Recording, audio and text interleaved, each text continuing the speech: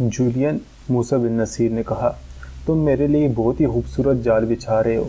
क्या तुम अकल से इतने आरी हो गए हो कि ये भी सोचने के काबिल नहीं रहे कि जिस पर तुम अपनी ज़बान का सहर तारी करने चले हो वो बहुत से मैदानों का खिलाड़ी है और उसकी नज़र ज़मीन के तहों में भी झांक सकती हैं। बेशक अमीर मूसा, जूलियन ने कहा, मैं ये सब कुछ सोच कर आया हूँ और मैं तुम्हारा शुक्रिया अदा करता हूँ कि तुमने मुझे छोटा भाई समझकर तुम कहा है। इजाज़त दो कि मैं भी तुम्हें तुम कहूँ। उसने दोनों हाथ मूसा की तरफ बढ़ाकर कहा, मेरी दिली दोस्ती कबूल करो और मेरे दिल में जो मख्फी है वो भी सुन लो। मूसा बिन नसीर ने उसके दोनों हाथ अपने दोनों हाथों में ले लिए। चंद लम्हों बाद जूलियन ने अपने हाथ मूसा के हाथों से निकाल लिए और उठ खड़ा हुआ। उसने बड़ी तेज़ी से न्याम से तलवार निकाली। इससे ज़्यादा तेज़ी से मूसा का हाथ अपनी तलवार पर चला गया जो उसकी कुर्सी के साथ खड़ी रखी थी। लेकिन जूलियन की अगली हरकत यह थी कि उसने तलवार अपने दोनों हाथों पर रख ली, जिस तरह कोई चीज़ किसी को पेश करने के लिए उठाई जाती है। जूलियन मूसा के सामने एक कदम दूर खड़ा हो गया। फिर वो झुका और तलवार मूसा बिन नसीर के पाँव में रख दी। वो सीधा हुआ और एक कदम पीछे हट गया। अमीर मूसा, जूलियन ने पुरजोश और जज्बाती लहजे में कहा, ये वो तलवार है जो कभी झुकी नहीं। इसने दुश्मनों की अकड़ी और तनी हुई गर्दनें काटी हैं। गुस्ताखी ना समझना मूसा, इसे तकब्बुर और गुरूर ना समझना। ये वो तलवार है जिसे तुम भी नहीं झुका सके। तुम्हारी बर्बर फौज भी इस तलवार की चमक देकर सेविस्ता के कले से पीछे हट गई थी। आज ये तलवार तुम्हारे कदमों में पड़ी है। कोई बादशाह, कोई सालार इतनी आसानी से अपनी तलवार अपने दुश्मन के कदमों में नहीं रख दिया करता। लेकिन तुम मेरे दुश्मन नहीं। अब हम भाई हैं, दोस्त हैं। आज एक दोस्त अपने दुख अपने दोस्त के सीने में डालने आया है। कबूल करोगे मूसा? मूसा बिन नसीर ने झुककर अपने कदमों से जूलियन की तलवार उठाई और अपने हाथों पर रखकर जूलियन को पेश की। मुझे मुसर्रत हुई है यह देखकर कि तुमने मुझे दोस्त और भाई कहा है, मूसा ने कहा। मैं तुम्हारी तलवार की कदर करता हूँ। मूसा ने उसकी तलवार अपने हाथों उसकी नियाम में डाल दी और कहा, क्या आप मेरा दोस्त अपने दिल का दुख मुझे सुनाएगा? हाँ, जो सुनाने आया वो सुना के जाऊँगा, जूलियन ने कहा। अगर अमीर मूसा की बेटी को कोई बेआबरू कर दे तो मूसा उसे क्या सज़ा देगा? जुर्म साबित होने पर मुजरिम को संसार कर दिया जाएगा, मूसा ने जवाब दिया। और अगर मुजरिम किसी मुल्क का बादशाह हो तो मूसा उसकी बादशाही की ईंट से ईंट बजा देगा, मूसा ने जवाब दिया। और उस बादशाह के ख़ानदान की तमाम औरतों को लोंडिया बनाकर साथ ले आएगा। और अगर वो मजलूम बेटी तुम्हारे दुश्मन की हो, अगर मजलूम बेटी और उसका बाप फरियादी बनकर आएंगे तो मूसा उसका भी इंतकाम लेगा, मूसा ने जवाब दिया। लेकिन यह देखना ज़रूरी होगा कि अपनी सल्तनत किसी खतरे में तो नहीं पड़ जाती। नहीं मूसा, जूलियन ने कहा, तुम्हारी सल्तनत और तुम्हारी इमारत किसी खतरे में नहीं पड़ेगी, बल्कि तुम्हारी सल्तनत को वसअत मिलेगी। अब सुनो मूसा, वो मजलूम बाप मैं हूँ, बेआबरू होने वाली बेटी मेरी है। फिर तुम्हारी तलवार नियाम में क्यों पड़ी है? मूसा ने पूछा। और यह तलवार मेरे कदमों में क्यों गिरी है? इसलिए कि मुजरिम मुझसे ज़्यादा ताकतवर है, जूलियन ने कहा। वो अंदस का बादशाह रोड्रिक है। रोड्रिक तक तुम्हारी बेटी किस तरह पहुंची थी? अमीर मूसा, जूलियन ने जवाब दिया। मैं बेशक शाह रोड्रिक का बाजगुजार हूँ, लेकिन मेरा ताल्लुक अंदस के शाही ख़ानदान के साथ है। किसी वक्त मेरी ये रियासत आज़ाद थी। वक्त गुजरने के साथ स्वेस्ता की दिफा की जिम्मेदारी अंदस के बादशाह ने संभाल ली और फिर स्वेस्ता अंदस का हिस्सा बन गया। मैं हुक्मरान से गवर्नर बन गया। शाही ख़ानदानों के यहाँ रवाज है कि जिस किसी की बेटी 15-16 साल की उम्र को पहुँच जाती है वो बेटी को अंदस के शाही माल में शाही अदाब, सलीका शुआरी वगैरह की तरबियत के लिए भेज देता है। शाही घराने बाज़ औक़ात अपनी 10-12 साल उम्र की बेटियों को वहाँ भेज देते हैं। मैंने अपनी बेटी फ्लोरेंडा को उस दस्तूर और रवाज के मुताबिक शाह रोड्रिक के महल में भेज दिया। उसकी उम्र 17 साल के लगभग है। चूँकि लड़कियों को अदाब व अखलाक की तरबियत दी जाती है, इसलिए उन्हें शाही महल में औरतों की निगरानी में रखा जाता है। मर्दों के साथ उनका कोई ताल्लुक़ नहीं होता। लेकिन मेरी बेटी ने मुझे इत्तला भेजी है कि शाह रोड्रिक ने धोखे में उसकी आबरू रेजी की है। तुम्हारी बेटी अब कहाँ है? मूसा ने पूछा। मैं उसे तोतला से ले आया हूँ, जूलियन ने जवाब दिया। तुम जानते होगे कि तोतला अंदस का दारुल हुकूमत है। मेरी बेटी अब स्वेस्ता में है। चाहो तो मेरी बेटी को यहाँ बुलाकर पूछ सकते हो। मूसा बिन नसीर, मैं रोड्रिक से अपनी बेइज्जती का इंतकाम लेना चाहता हूँ। उसका एक तरीका तो ये है कि मैं उसे कत्ल करा दूँ, लेकिन यह मुमकिन नज़र नहीं आता। वो बहुत कम बार निकलता है तो उसके इर्द गिर्द मुहाफिजों का हिसार होता है। दूसरा तरीका जो मैं सोच कर तुम्हारे पास आया हूँ वो ये है कि तुम अंदस पर हमला करो। मेरी पूरी मदद तुम्हें हासिल होगी, अलबत्ता मैं सामने नहीं आऊँगा। बेशक अंदस की फ़ौज लातादाद है, تعداد کو دیکھو تو تم اس کا مقابلہ نہیں کر سکتے، لیکن جو جذبہ اور نظم و نسق تمہاری فوج میں ہے وہ روڈری کی فوج میں نہیں۔ یہ میں تفصیل سے سناؤں گا۔ میں یقین سے کہتا ہوں کہ تمہاری فوج انلس کی فوج کو شکست دے دے گی۔ میں روڈرک کو قتل کرنے تک اپنے انتقام کو محدود نہیں رکھنا چاہتا، میں اس کی بادشاہی کو خاک میں ملانا چاہتا ہوں۔ میرا یہ ارادہ صرف تم پورا کر سکتے ہو اور اس کا پورا فائدہ تمہارا ہوگا۔ صرف یہ درخواست کروں گا کہ سویستا کو آزاد رہنے دینا۔ یہ تاریخ کا ایک مشہور واقعہ ہے جسے مورخوں اور بعد کے تاریخ دانوں نے تفصیل سے بیان کیے۔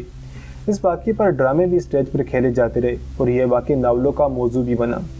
جولین کی 2 بیٹیاں تھیں، ایک کا نام فلورینڈا اور دوسرے کا نام میری تھا۔ فلورینڈا جو بڑی ہوتی جا رہی تھی اس کا حسن نکھرتا آ رہا تھا۔ اس کی ماں کہا کرتی تھی کہ میری بچی جتنی خوبصورت نکلتی آ رہی ہے اس کے لیے اتنا خوبصورت شہزادہ تو مشکل سے ہی ملے گا۔ ماں کو معلوم نہیں تھا کہ اس کی بچی نے اپنے لیے ایک شہزادے کا انتخاب عمر کے 14 سال میں ہی کر لیا ہے، اور وہ شہزادہ نہیں، وہ شاہی استبل کے ایک شاہ سوار کا بیٹا ہے۔ یہ شاہ سوار شاہی خاندان کی اولاد اور فوجی افسروں کی اولاد کو گھڑ سواری اور نیزہ بازی کی تربیت دیتا تھا۔ شاہی خاندان اور فوج کے اعلیٰ حلقوں میں اسے اونچا مقام حاصل تھا اور اس کا رتبہ بھی اونچا تھا۔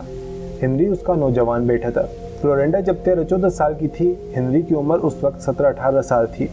ہنری کو باپ نے لڑک پن میں ہی شاہ سوار بنا دیا تھا، نیزہ بازی کا بھی وہ ماہر ہو گیا تھا۔ 14 سال کی عمر میں جولین نے اپنی بیٹی فلورینڈا کو گھڑ سواری کے لیے ہنری کے باپ کو حکم دیا۔ فلورینڈا صبح اور شام گھڑ سواری کے لیے جانے لگی۔ میری بیٹی کو لڑکی نہ سمجھنا، جولین نے ہنری کے باپ کو ہدایت دیتے ہوئے کہا تھا۔ تم جانتے ہو میرا کوئی بیٹا نہیں، شاید یہی وجہ ہے کہ یہ لڑکی بیٹی کے بجائے بیٹا بنتی جا رہی ہے۔ میرے لیے وہ بیٹی کی کمی پوری کر رہی ہے۔ اسے مرد سمجھ کر شاہ سوار بنانا ہے اور اسے نیزہ بازی کے ساتھ ساتھ دوڑتے گھوڑے سے تلوار اور کلاڑی چلانے کی تربیت دینی ہے۔ 1.5-2 مہینوں میں فلورینڈا گھڑ سواری میں اتنی پختہ ہو گئی کہ اس کے نیچے گھوڑا لمبے کھڈ اور اونچی رکاوٹیں پھلانگ جاتا تھا۔ اس کو استاد اسے اکیلے دور نہیں جانے دیتا تھا، لیکن فلورینڈا شہزادی تھی، وہ استاد پر اپنا حکم چلا کر گھوڑا لے جاتی تھی۔ استاد ڈرتا تھا کہ یہ لڑکی اکیلی کہیں جنگل میں کوئی رکاوٹ پھلانگتی گھوڑے سے گر پڑی یا گھوڑا گر پڑا اور وہ اس کے نیچے آ گئی تو استاد کی شامت آ جائے گی۔ استاد نے اس کا علاج یہ سوچا کہ جب فلورینڈا گھوڑا دوڑاتی جنگل میں نکل جاتی تو استاد اپنے بیٹے ہنری کو اس کے پیچھے گھوڑے پر دوڑا دیتا۔ ہنری کو اپنے پیچھے یا اپنے ساتھ دیکھ کر فلورینڈا نے اعتراض نہ کیا۔ ایک روز اس نے جنگل میں گھوڑا روکا، ہنری نے اپنا گھوڑا اس کے قریب جا کر روک لیا۔ فلورینڈا نے اس کی طرف دیکھا اور اس کے ہونٹوں پر تبسم آ گیا۔ ہنری مردانہ حسن اور وقار کا مجسمہ تھا، اس کے جسم کی ساخت بتاتی تھی کہ مرد میدان ہے۔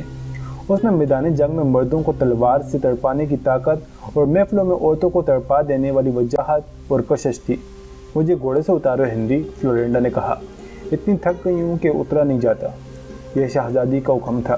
ہنری چشمے زدن میں اپنے گھوڑے سے کودا اور شہزادی کے گھوڑے کے قریب جا کر اس کی رکاب پر ہاتھ رکھا، لیکن شہزادی نے ہنری کی طرف جھک کر بازو پھیلا دیے۔ دوسرے لمحے وہ ہنری کے بازو میں تھی۔ ہنری اسے زمین پر کھڑا کر کے پیچھے ہٹا تو شہزادی نے اسے اپنے بازو سے نکلنے نہ دیا۔ مت تڑپو ہنری، فلورینڈا نے کہا، تم مجھے اچھے لگتے ہو، بہت اچھے لگتے ہو۔ میں تمہارے ایک غلام کا بیٹا ہوں شہزادی، ہنری نے ڈرے ڈرے سے لہجے میں کہا۔ کاؤنٹ جولین کو پتہ چل گیا تو؟ غلط نہ سمجھو ہنری، فلورینڈا نے کہا، میں لڑکی تو ہوں لیکن خصلت لڑکیوں والی نہیں۔ مجھے تمہارا صرف جسم نہیں چاہیے، کیا تم اس محبت سے واقف نہیں جو دل سے اٹھتی ہے اور روح میں اتر جاتی ہے؟ نہیں شہزادی، مجھے شہزادی کہنا چھوڑ دو، فلورینڈا نے کہا۔ میں تمہیں محبت کرنے کا حکم نہیں دے رہی، مجھے فلورا کہا کرو۔ ہنری نے اسے فلورا کہنا شروع کر دیا۔ شہزادی شاہی چبوترے سے اتر آئی۔ ہنری سب کے سامنے اس کا نوکر تھا، لیکن قلعے سے باہر جنگل میں جا کر اس کا محبوب بھی تھا اور چاہنے والا بھی۔ فلورینڈا نے پہلے روز اسے یہ جو کہا کہ مجھے تمہارا صرف جسم نہیں چاہیے، وہ اس نے سچ کر دکھایا۔ ان کی محبت دلوں سے اٹھی اور روحوں میں اتر گئی تھی۔ ہنری نے اسے شاہ سوار بنا کر نیزہ بازی اور تیغ زنی کا بھی ماہر بنا دیا۔ فلورینڈا کے ماں باپ کو ہلکا سا بھی شک نہ ہوا کہ ان کی بیٹی اپنی زندگی کے ساتھی کا انتخاب کر چکی ہے۔ فلورینڈا اور ہنری نے یہ تو سوچا ہی نہیں تھا کہ ان کی شادی کبھی نہیں ہو سکے گی۔ جولین محمل میں بوری کا پیمن نہیں لگائے گا، وہ تو محبت کے نشے میں اپنی حیثیت کو ہی نہیں دنیا کو ہی بھول گئے تھے۔ وقت ہوتا گیا اور 2 سال گزر گئے۔ ایک روز ماں نے فلورینڈا کو بتایا کہ اس کا باپ اسے تتلا لے جا رہا ہے، جہاں اسے کم و بیش 1 سال 19 کے بادشاہ روڈرک کے شاہی محل میں گزارنا پڑے گا۔ کیوں؟ کیا تم یہ بھی نہیں جانتی؟ ماں نے کہا، شاہی خاندانوں کی لڑکیاں وہاں شاہی آداب و اخلاق اور شانہ طور طریقے سیکھنے جاتی ہیں۔ کیا میں اجڑ ہوں؟ فلورا نے کہا، کیا میں شاہی آداب اور طور طریقوں سے واقف نہیں؟ مجھ میں کیا کمی نظر آ رہی ہے آپ کو؟ میں نہیں جاؤں گی۔ میں نے ان شاہی محلات کی بہت باتیں سنی ہیں، ان شاہی محلات میں جو آداب و اخلاق راج ہیں ان کی کئی کہانیاں سن چکی ہوں۔ ماں نے اسے سمجھایا بجھایا۔ فلورینڈا نے اس کی ایک نہ سنی۔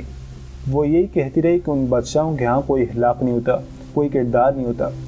لیکن جب باپ نے اسے حکم کے لہجے میں اندلس چلنے کو کہا تو اسے انکار کی جرت نہ ہوئی۔ وہ جانتی تھی کہ اس کا باپ کتنا جابر ہے۔ جولین اور اس کی بیوی فلورینڈا کو ساتھ لے کر اندلس کے دارالحکومت تیتلا چلے گئے۔ اسے روڈرک کی شاہی محل میں چھوڑ آئے۔ انہوں نے فلورینڈا کو روڈرک کے سامنے بھی پیش کیا تھا۔ اوہ! روڈرک نے فلورینڈا کے حسن اور نوجوانی سے متاثر ہو کر اور چونک کر کہا، اتنی حسین! جولین، اس لڑکی کو کسی برائے نام شہزادے کے ساتھ بیاہ کر ضائع نہ کر دینا۔ یہ بیٹی نہیں، جولین نے ہنس کر کہا تھا، یہ میرا بیٹا ہے۔ فلورا کے ماں باپ جب وہاں سے چلے تو اس کے آنسو نکل آئے تھے۔ 8-10 دن گزرے تو ایک روز ہنری کے باپ نے جولین کو بتایا کہ اس کا بیٹا لاپتہ ہو گیا ہے۔ جولین کے حکم سے اسے ہر جگہ تلاش کیا گیا، جنگل اور صحرا میں بھی گھڑ سوار بھیجے گئے، مگر ہنری کا کہیں نام و نشان نہ ملا۔ وہ وہاں ہوتا تو ملتا۔ وہ سمندر پار کر گیا تھا۔ کئی دنوں کی مسافت کے بعد تیتلا جا پہنچا۔ وہ فلورینڈا کی جدائی برداشت نہیں کر سکا تھا۔ وہ سیدھے شاہی استبل میں چلا گیا اور استبل کے ذمہ دار افسر سے ملا اور نوکری کی درخواست کی۔ استبل کے افسر نے اس کا امتحان لینے کے لیے یا اس کا مذاق اڑانے کے لیے کنتائی اکھڑ اور منہ زور گھوڑے کی طرف اشارہ کر کے کہا کہ اس کی سواری کر کے دکھاؤ۔ یہ گھوڑا کامی کسی کے قابو میں آتا تھا۔ ہنری نے اس گھوڑے پر زین کسی اور اس پر سوار ہو گیا۔ استبل کے تمام کارندے ہنری کے گرنے کا تماشا دیکھنے کے لیے اکٹھے ہو گئے۔ گھوڑے نے اپنا اکھڑ پن دکھانا شروع کر دیا۔ سوار کے کسی اشارے کو خاطر میں نہیں لاتا تھا، لیکن ہنری نے تھوڑی سی دیر میں اسے رام کر لیا۔ اسے سر پر دوڑایا، ہر چال چلایا اور گھڑدوڑ کے میدان میں رکاوٹیں پھلانگی اور سب کو حیران کر دیا۔ پھر اس نے نیزہ بازی اور تیغزنی کے جوڑ دکھائے۔ اس کے نتیجے میں اسے اچھے عہدے پر نوکری مل گئی۔ اس کا مقصد صرف نوکری کا اصول نہیں تھا، وہ فلورینڈا سے ملنا چاہتا تھا۔ چند دنوں میں ہی اس نے معلوم کر لی کہ فلورینڈا کہاں ہوتی ہے، لیکن اسے فلورینڈا تک رسائی کی کوشش نہ کرنی پڑی۔ ایک روز 5-6 شہزادیاں گھڑ سواری کے لیے آ گئیں۔ ان میں فلورینڈا بھی تھی۔ یہ سب فلورینڈا کی طرح دوسرے شہروں سے شاہی محل میں تعلیم و تربیت کے لیے آئی تھی۔ اس تربیت میں گھڑ سواری بھی شامل تھی۔ فلورینڈا نے ہنری کو دیکھا تو حیران رہ گئی۔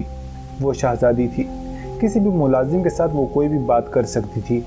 وہ سیدھے ہنری کے پاس پہنچی اور بلند آواز سے اس کے ساتھ باتیں کرنے لگی تاکہ کسی کو شک نہ ہو۔ تمہارا نام کیا ہے؟ اس نے ہنری سے پوچھا۔ اوگسٹس۔ ہنری نے اپنا نام غلط بتایا، یا اس نے سب کو اپنا یہی نام بتایا تھا۔